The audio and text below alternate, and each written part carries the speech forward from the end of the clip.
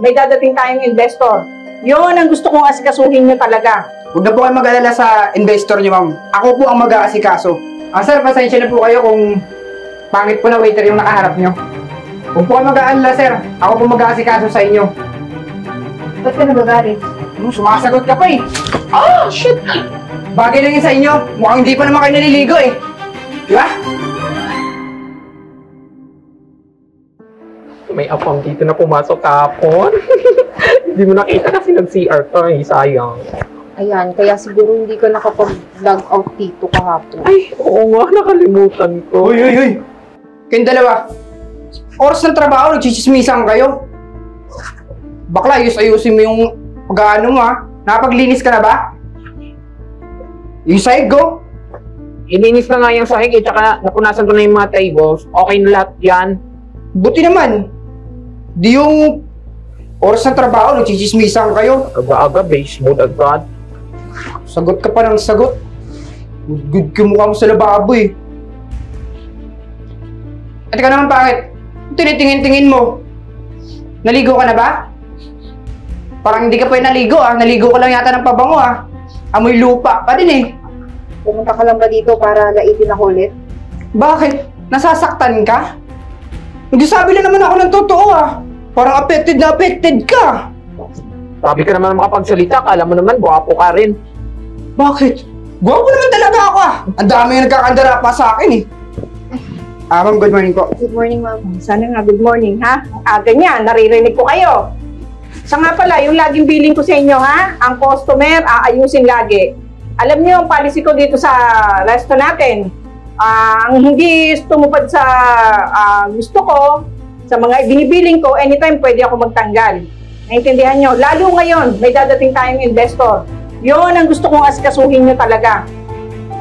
Sige po, ma'am. Susunod po. Ma'am, huwag na po kayo mag-alala sa investor niyo, ma'am. Ako po ang mag-aasikaso. Sigurado ko po sa inyo. Aasikasuhin ko po na maayos para po makapag-invest dito sa restaurant natin. Oh, sige, asahan ko yan, ha? Yes, ma'am. Marlon. Sir Marlon, ang pangalan niya. Okay, ma'am. Oh, sige, may meeting ako.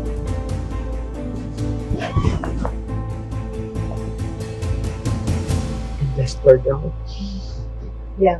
Hoy, may investor na darating ah. At ako lang ang mag-aasikaso. Kasi, pag kayo ang magiging kaharap ng investor natin, ang papangit pa naman ng mukha nyo, mamaya, hindi na mag-invest yun. Baka nga mamaya sa'yo pa matakot yung investor eh. Ang baho ng bunganga mong bakla ka. E di huwag kang humina. Ano yun? Oh, pag may dumating na customer, asikasuhin nyo ah. Mag-iossi lang ako. Tsaka pag dumating yung investor, tawagin mo ako. Sige. Gigil na talaga ako sa takong yan. Hayaan mo na. Baka matanggal pa tayo sa trabaho kapag nagkaroon dito ng away. O siya, Ceci, ayusin ko na yung table. Baka mamaya darating na yung investor dito. O sige ka. Dito lang ako.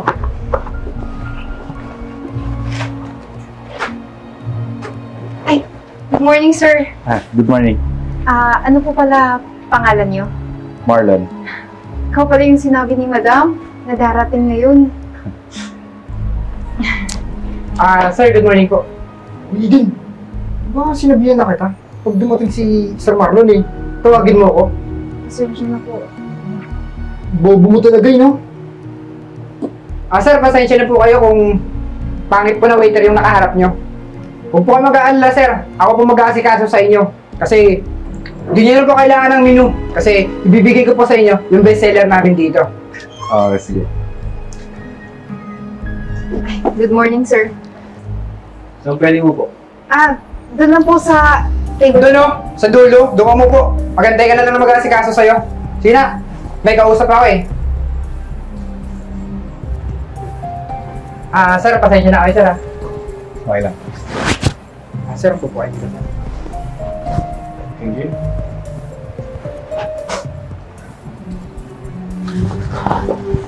Sir, good morning po. Pasensya niyo na po yung kasama ko ha. Wala na po talaga yung ugali nun. Siya nga pala, sir. Ano po pala yung order niyo? Ito po yung menu namin. Just lang. Juice po. Sige po, sir. Ano order niya? Juice lang? Pumasok pa na restaurant, juice lang pala. Eh, meron naman yun sa labas, oh. 5 pisong palamig. Kaya ikaw, Jay, mga ganyan dapat na customer yung inasikaso mo. Yung mukhang walang pambayad. Tsaka, mukhang may buhos pa yun, no? Tatawagin yung mamay ni Corman. Asikasuhin mo yun, ha?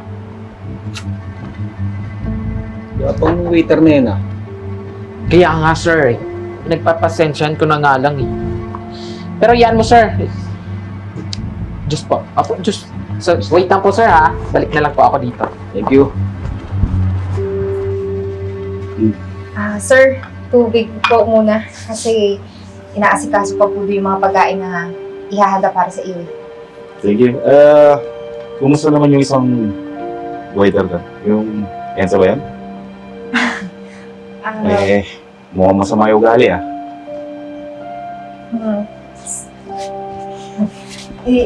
Sir. Eden, ano? Tigas talaga ng ulo mo. Sabi ko pag may kailangan yung investor natin, tawagin mo ako, di ba?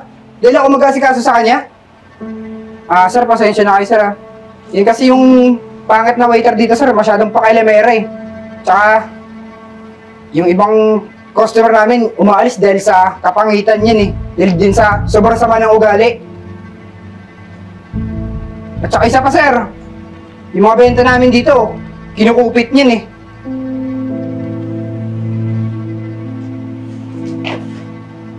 Teka lang, sir. Narinig ko po yung mga pinagsasabi niya.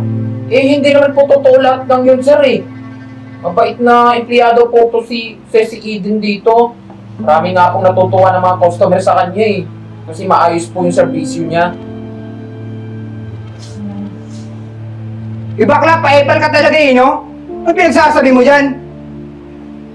Na maayos mag-asikaso ng customer si Eden? Hoy, baka kasabot mo pa si Eden sa pagkukupit ng mga benta natin dyan, eh. Enzo, totoo naman yung sinabi ni Marimar kanina. Ba't ka nagagalit? Sumasagot ka pa, eh. Shit! Bagay lang yun sa inyo. Mukhang hindi pa naman kayo naliligo, eh. Di ba? At nangangamoy na rin kayo, eh. Sige na, doon na kayo sa kusina. Tara na, Ceci. Tara na.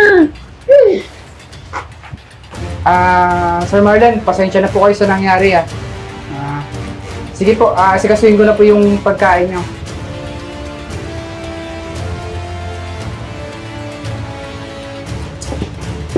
Sir Marlon, kamusta po yung pagkain? Okay naman. Sir Marlon, kumusta po? Okay naman po ba yung pagkain niyo? Actually, Miss Gina, nagustuhan ko naman lahat ng pagkain. Saka, masarap siya. Salamat po. Pero, hindi ko na itutuloy yung investment. Ay, bakit po? May naging problema po ba? Actually, magaling namang magservisyo tong waiter mo.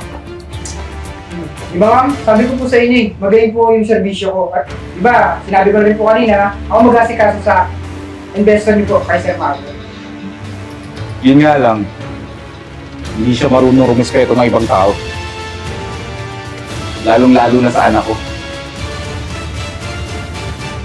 Eden? Oo, Enzo. At ako ang tunay na investor. Actually, pinagpanggap ko lang naman yan na waitress dito para malaman niya yung pasikot-sikot kung paano patakbuhin tong restaurant. Ako, Eden. Pasensya na po, hindi ko po kasi alam, eh. Patawarin niyo na po ako kung ano po yung ginawa ko. Enzo, bilang tao, mapapatawad kita. Pero bilang isang negosyante, isa kang malaking liability sa negosyo ko. Boss G, Alam mo, hindi kita matutulungan sa bagay na yan. Ikaw kasi gumawa ng lahat ng kubulustugan mo. Kahit hindi sila mag-invest sa akin, matatanggal ka pa rin. Kaya tumayo ka na dyan at pwede ka nang umalis.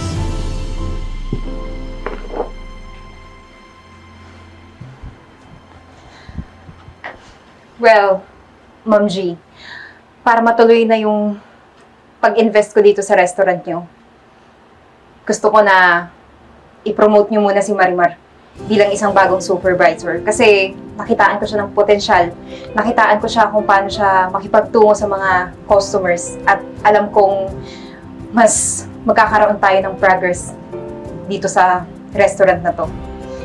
Sa bagay talagang napapagplanuhan ko na yan eh. So Marimar, congrats! Naku ma'am, thank you po Eden. Ma'am Eden pala. Thank you po Hindi ko talaga in-expect na kayo po pala yung investor dito. Ang close ko pa naman sa'yo, tapos magugulat na lang ako, kayo pala yung isa sa mga investor dito. Thank you So, thank you din kasi pinagtatanggol mo ko. At saka deserve mo naman na maging supervisor eh. Kasi may mabuting kang kalooban. Thank you so much, So, sis. Miss Eden, deal? That's deal. And congrats, Marimar.